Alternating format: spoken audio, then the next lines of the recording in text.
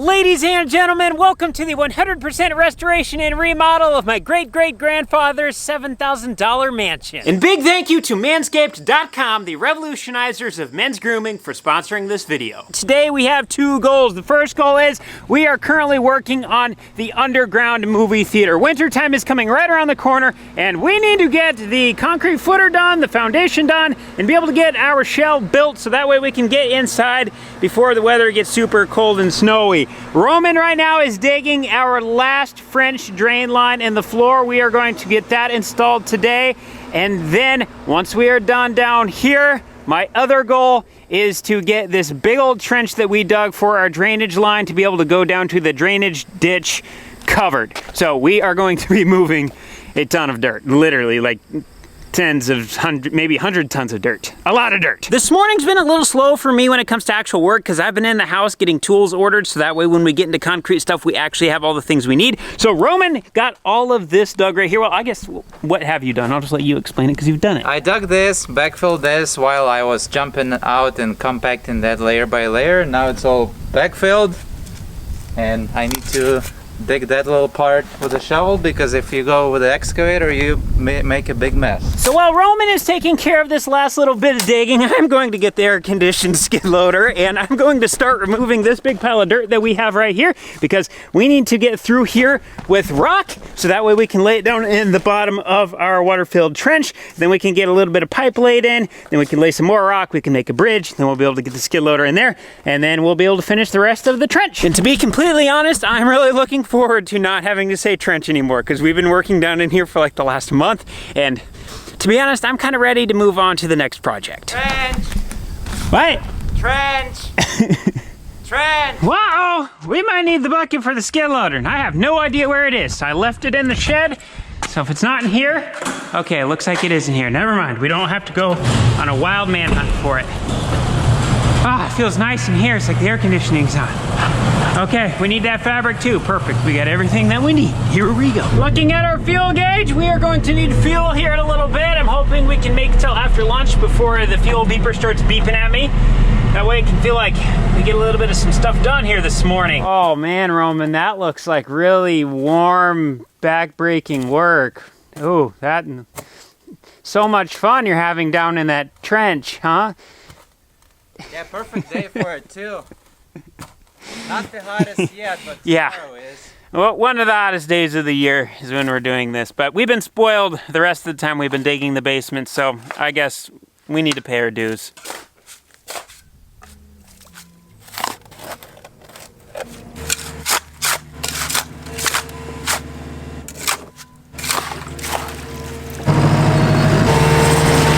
Here we go, first scoop. Very careful not to push stuff down into the trench that we just dug, so I'm gonna have to do half buckets.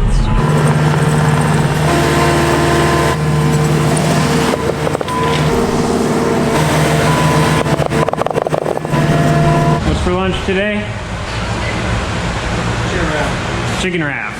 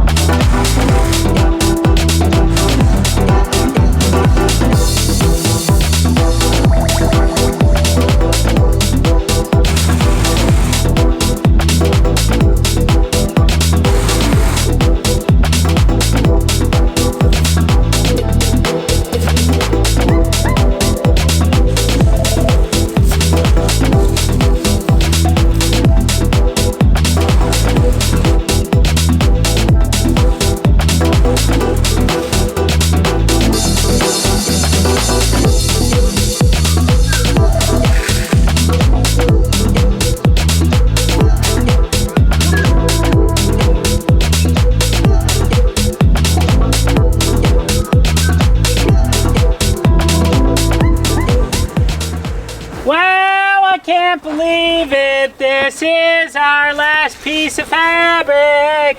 Go going in the trench. I'm so excited.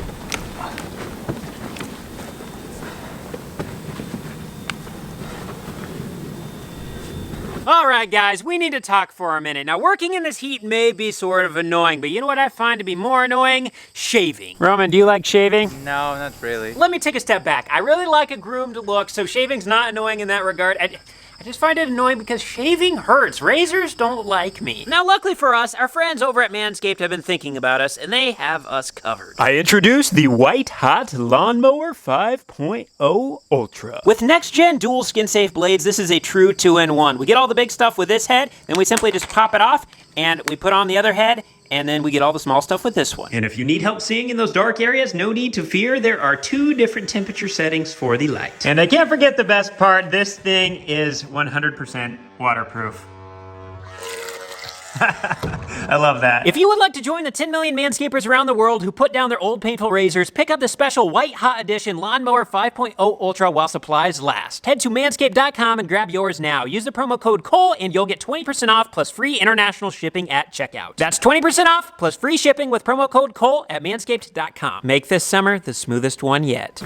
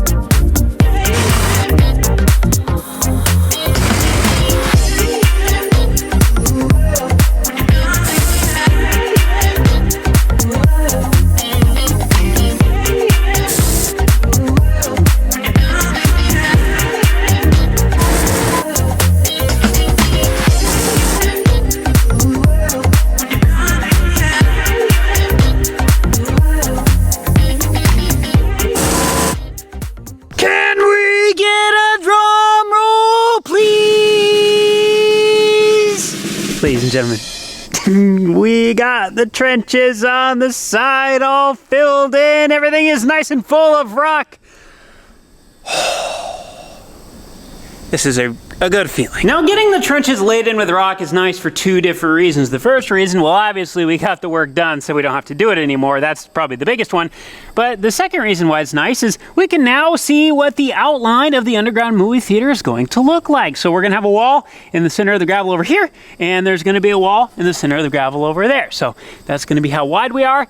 And then it just about goes to where the mini excavator bucket is. So I guess the back isn't quite fully accurate yet, but hey, it gives us the width now, so at least it gives us a rough idea. Now, I know that it may not seem like a very big deal that we just got this drainage line in. I mean, it's a trench with a pipe down in the bottom of it, and we wrapped it in fabric, and we covered it up, and we packed it as we went.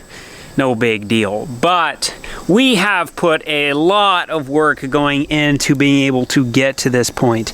We started off by digging a drainage ditch right here. So we dug 12 feet deep, and then we installed a 6-inch pipe going from right here all the way down to the trees. So we have about 250 feet of trench that we dug in order to be able to get it to drain to the drainage ditch down there.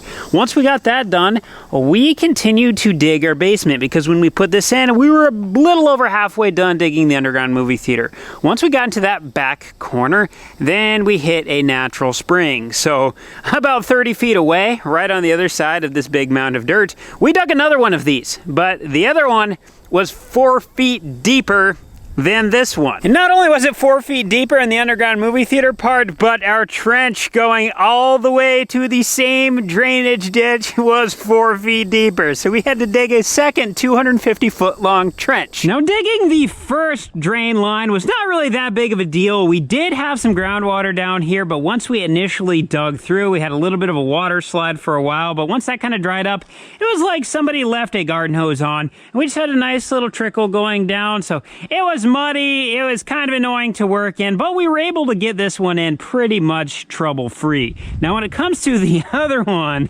oh boy, this one being 4 feet deeper, we were fighting a lot more water, especially due to the fact that we had exposed that little spring over in the corner. Now, I don't know if it's actually a spring. I think it's called a bowl aquifer, but basically there's a big clay bowl underneath of us. And when it rains, water cannot get through that clay, so it just kind of collects itself there, and I feel like we tapped into the side of that, so that is just slowly draining. But that thing has some water in it, and all of that water came right over to here, so we were constantly running the sump pump. If we did not run the sump pump, you'd all of a sudden have 6 inches of water, then you'd have a foot. We actually left it over a weekend, and we came back, and we have 5 feet of water in our trench. So this one was definitely more difficult, but we were able to get the slope right. We got the pipe in there. We got everything to drain out. So this was all ready to go once we got everything in. The next thing that we had to do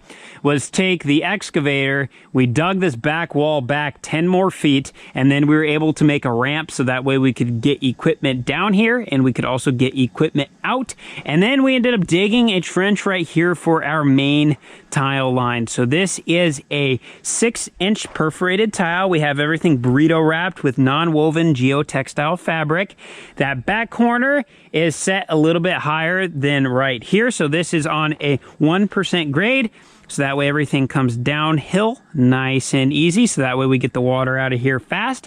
And then we do have a T right here. So underneath of the gravel is a lateral line. This is the one we installed today. There's actually another lateral line over here that connects straight up to our pipe. We do have a T right here. And then in the middle of the floor over here, we have another lateral line. So this one runs all the way to the center of our opening. You can actually see the black pipe coming up right there. That connects to the interior perimeter drain in the basement. But there is another T right here for a lateral line.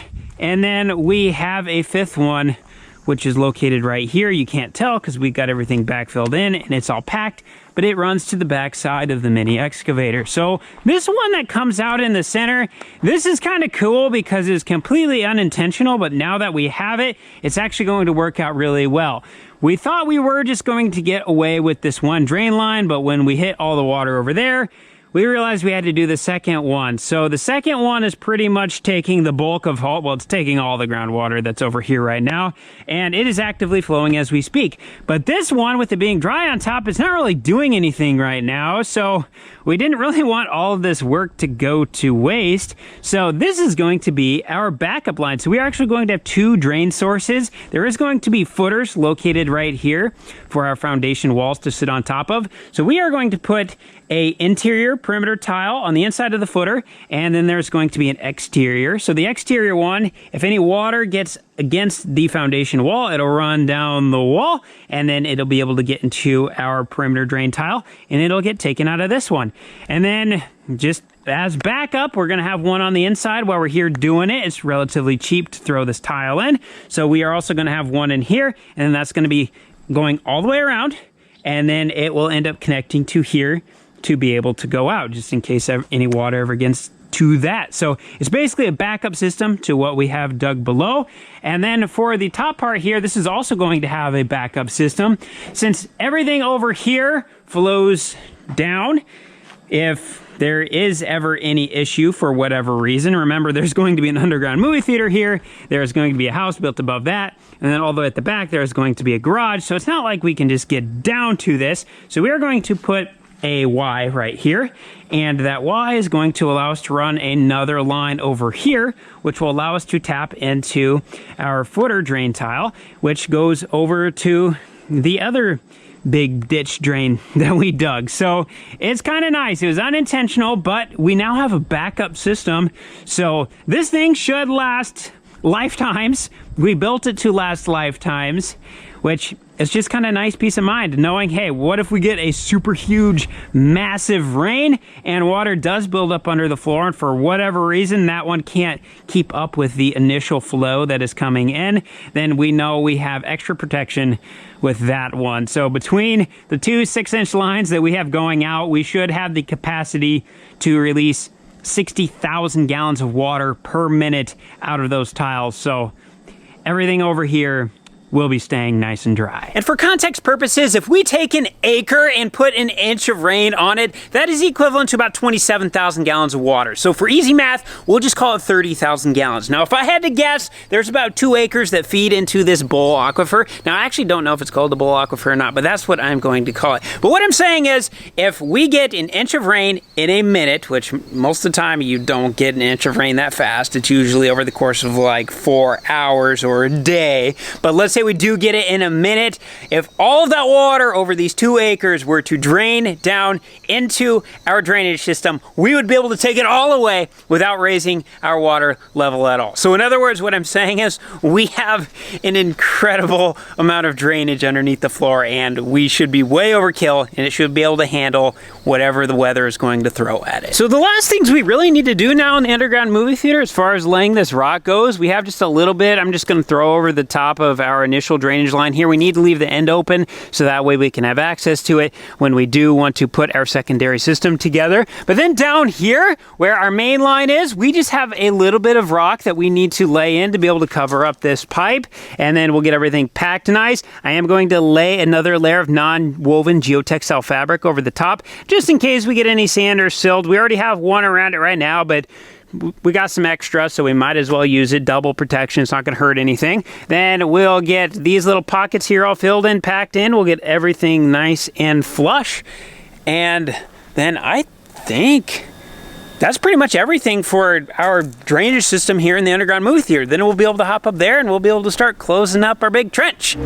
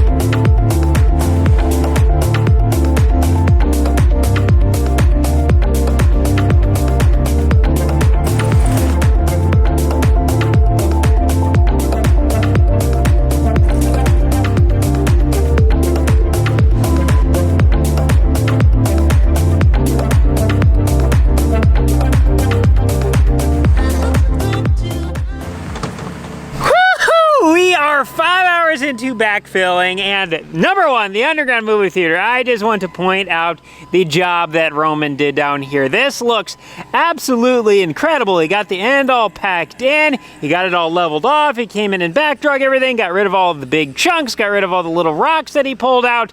This looks absolutely phenomenal. It's like we're ready to go down there and do construction. We have a little bit more work we need to do with the rock, but we're getting close to construction, and that gets me excited. And then over here with our big trench, it may look all chaotic, but we actually have a method to the madness. So when we originally dug this, we took all of the nice topsoil and we put it over on this side, and then when we got to the deeper clay stuff, we put it on this side. So Roman's already got a bunch of the clay stuff already pushed in, but he filled everything up and then he left it where we had a trench that's still about 2 feet deep. And so what we are going to do now is take all of this nice topsoil and then we are going to cap it.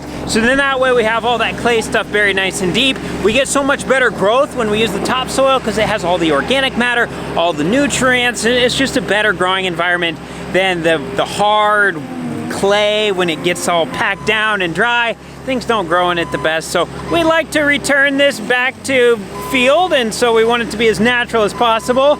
And so we're doing it the best way we know how, which is to lay the clay down in the bottom and then put the black soil back on the top.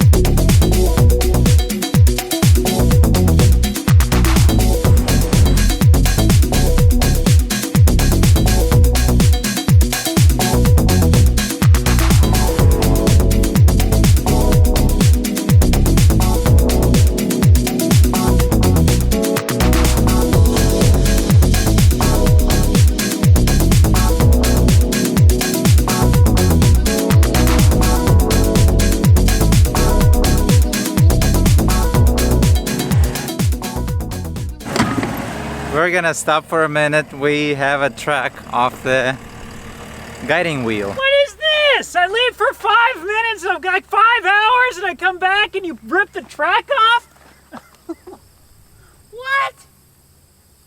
Roman. I don't know if we're gonna be able to let you run the skid loader anymore. We're gonna have to get the old shovel out and have you stop being so soft sitting in the air conditioning. This is borderline unacceptable. Can you bring someone else that's gonna say Roman? Come on, bring Cooper, bring Daddy Cornstar. Bring it everyone, bring everyone here. Say Roman. It's too hot for that today. You're walking too many circles around me. Oh, Roman. Yeah, I don't think it's gonna go back on there by driving. So it appears that what happened here, if we look at our front sprocket, it is outside of the little teeth of the track. So these are the little teeth of the track right there. This should be on the inside of what we're seeing right here, but it somehow got loose and it popped off, so it won't spin because it's binding on itself. It is right on the back sprocket, so it's supposed to look like that. That's correct. And then the bottom one down here, it looks like it has popped off one of the teeth. So this has came out over here. So we're gonna be able to do this the easy way, fortunately, because we have the telehandler here. So we'll just be able to kind of lift up this side of the skid loader, get everything off the ground. Then we have to loosen a cylinder on the inside of there. There is a plate right here. We'll just pop these bolts off, and then we basically just loosen a bolt. A bunch of grease will come out of there, and then we can loosen that cylinder, and it'll pull that front wheel in, and then that will give us a bunch of looseness in the track. We'll be able to get everything lined back up, and then we'll be able to just take a grease gun, pump grease into that, and it'll push that cylinder back out. It'll tighten the track up, and then we'll be good to go. Sometimes these tracks just pop off if they get a little too loose. It happens more often. We thought we had our track tension nice. We're in some nice soft dirt. Usually you don't do this in soft dirt. It's usually in big hard chunks of concrete or rock or frozen ground. So it's a little bit of an anomaly right now, but it happened. It's a good spot. We have the telehandler. Not a problem. You're still gonna be running the shovel. It's okay, it makes me stronger. I'm gonna go grab the grease gun. Roman's grabbing the truck with all the tools in it, and Zach's already here at the telehandler, so we're gonna let Zach get into position, and then hopefully we have all the tools we need by the time he gets set up. I got the grease gun with an extra tube of grease, because you always run out of grease when you're the furthest from your tube, and always when you're in the worst spot. So we're trying to prevent an extra set of walking. It's too hot to walk too far. I guess I could just go to the other side and show what it's supposed to look like. We should have our teeth for our track just like this. So they are on the outside of the wheel, where when we go over to the other side, by the way, you don't want to go underneath the bucket when it's up in the air like that with the safety knot on, because if the hydraulics were to give out, you get crushed by the bucket. But ours looks like this over here. So we need those teeth pointing right out where my finger is. Oh yeah, look at all that grease.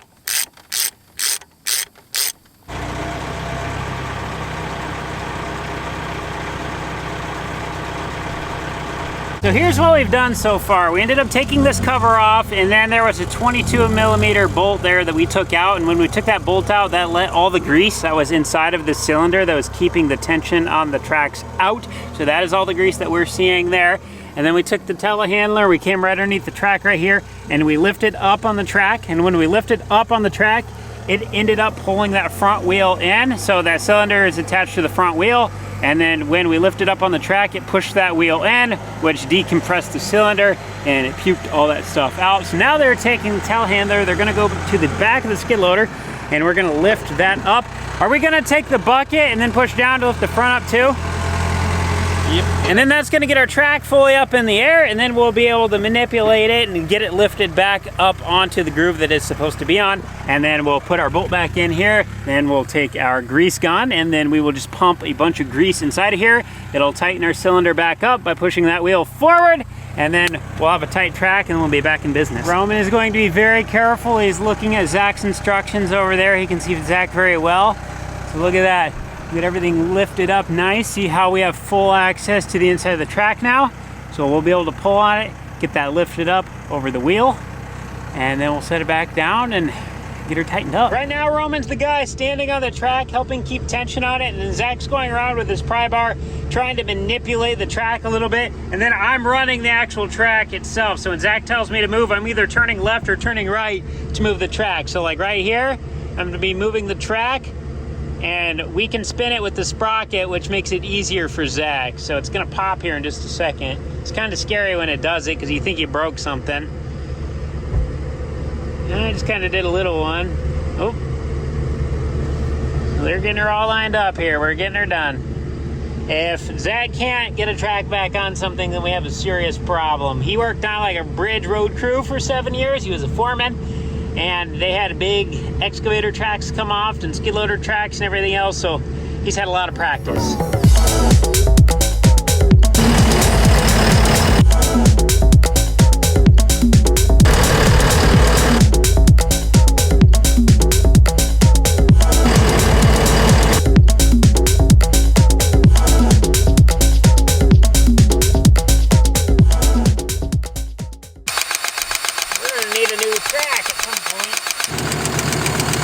So we got the track tightened up on the skid loader. That is now all done. Roman has everything from the skid loader all the way down to the drainage ditch done. I am going to continue to do this last little part right here, and I ended up scampering up on top of my big dirt piles because it looks like we got some rain coming, so we are going to be racing the weather. Well, never mind. That was not much of a race. It looks like the rain is already here. And just like that, in a storm of events, see what I did there? The rain has stopped just about as quick as it started. We kind of got the ground just a little bit wet, but not wet enough to keep us from getting the rest of this trench filled in. Here we go. We're gonna get this thing done.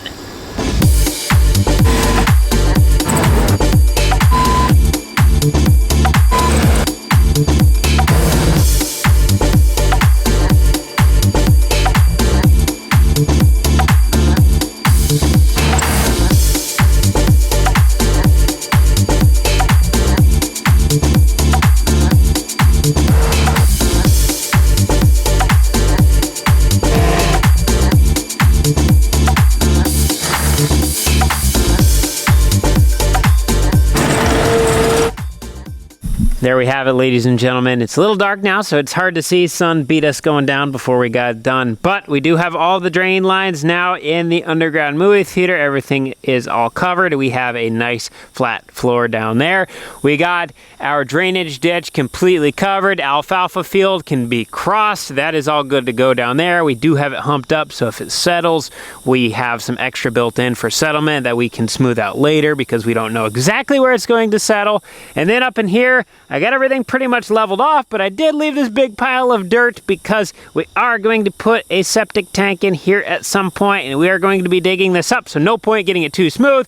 We do have it leveled off, so at least if we get rain, we will get settlement in here, and then we will have all of this extra black dirt over here to be able to smooth everything off. So that being said, underground movie theater drainage is done. We got the big drainage ditch covered. We got our goals done for today. It is now dark. I'm tired. This is all we got. Thanks for watching. We'll see you in the next one.